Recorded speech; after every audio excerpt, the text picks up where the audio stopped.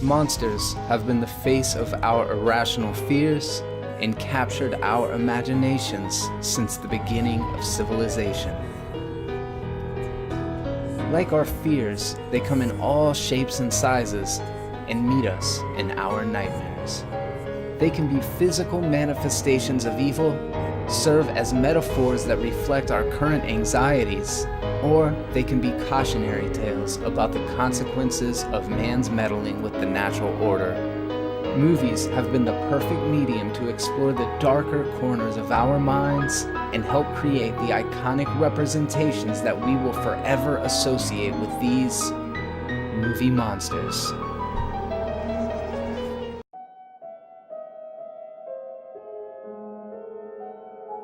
While the 90s were a great time for movies, the 2000s were pretty much an embarrassment in general.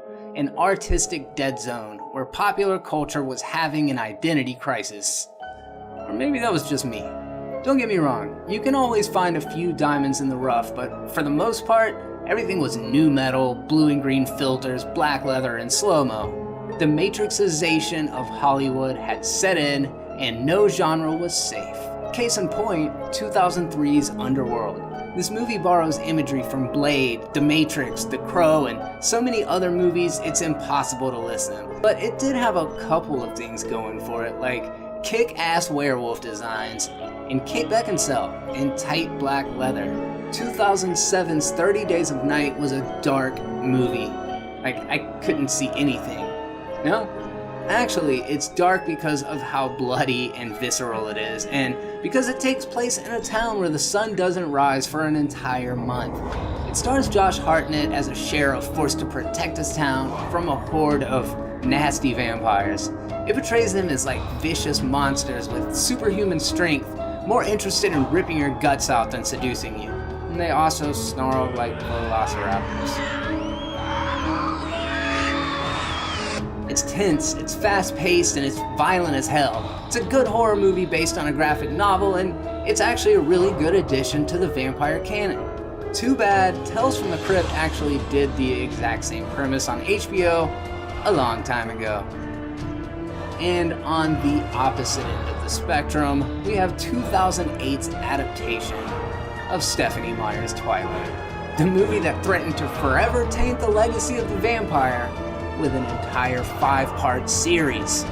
Stephenie Meyer literally took the teeth out of this genre by creating a wish fulfillment novel for tweens about a boring chick ending up in a love triangle with a really attractive 100-year-old living dead stalker and a really attractive shirtless wolfman stalker.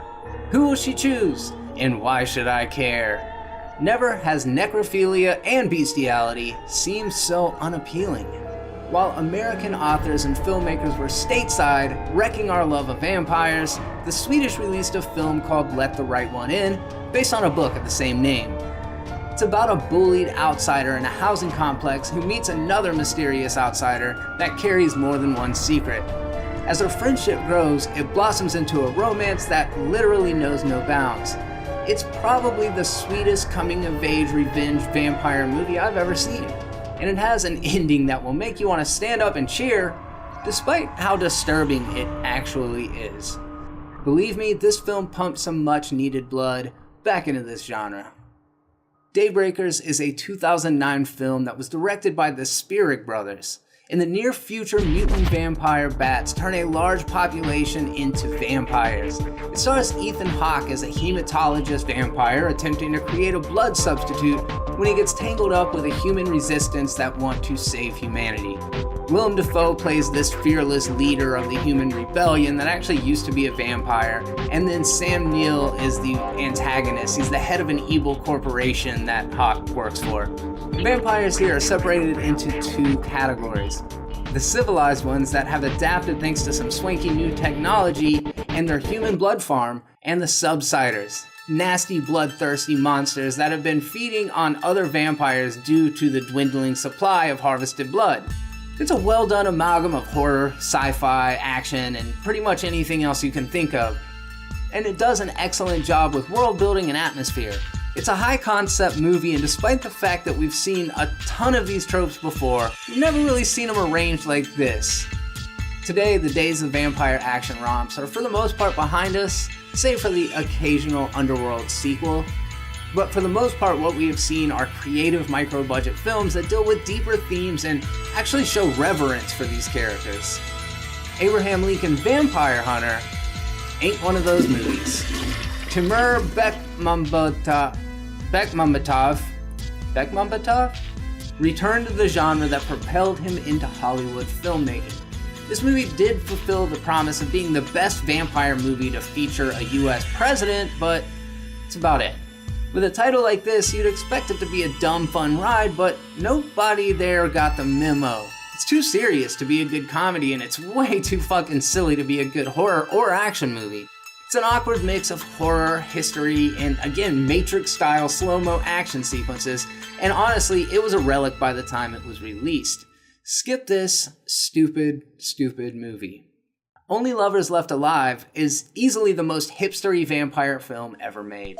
It stars Tilda Swinton and Tom Hiddleston and was released in 2013. It's the story of two rocker vampires, actually named Adam and Eve, that have been married for hundreds of years but live on opposite sides of the world. Adam has basically become suicidal, so Eve leaves Tangiers to come and accompany him in Detroit.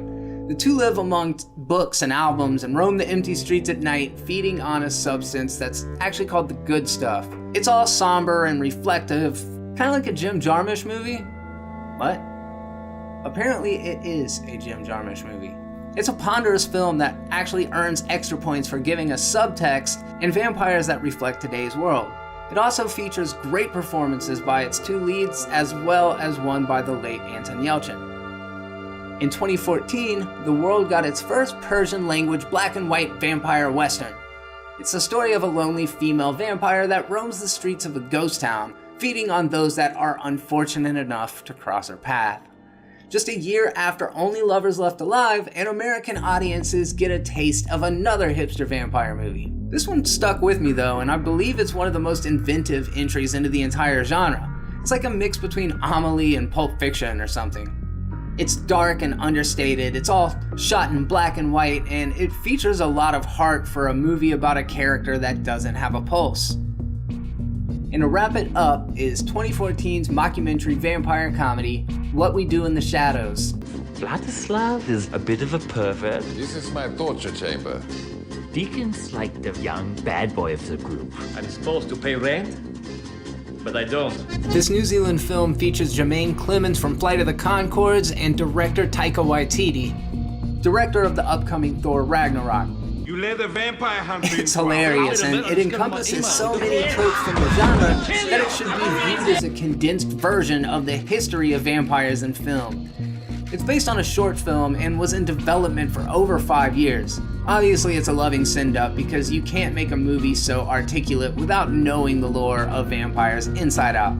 And be sure to keep an eye out for its sequel, Werewolves. It's gonna be so good. Obviously, this is just a brief overview of the history of vampire movies. There is no way to discuss all of the thousands that have been made within any reasonable amount of time. You can go back and check out part 1 and 2 for the rest of the history, and hopefully this timeline of major milestones will offer you a little insight into the evolution of vampires, as well as give you some recommendations. But what are some of the movies that I missed that you absolutely love? What's your favorite vampire movie? Leave it in the comments section and let's start a conversation. If you enjoyed this episode, do me a favor, click that little like button and let me know. Subscribe to stay up to date with all of the Movie Monsters series. I'm Jeremy, signing off.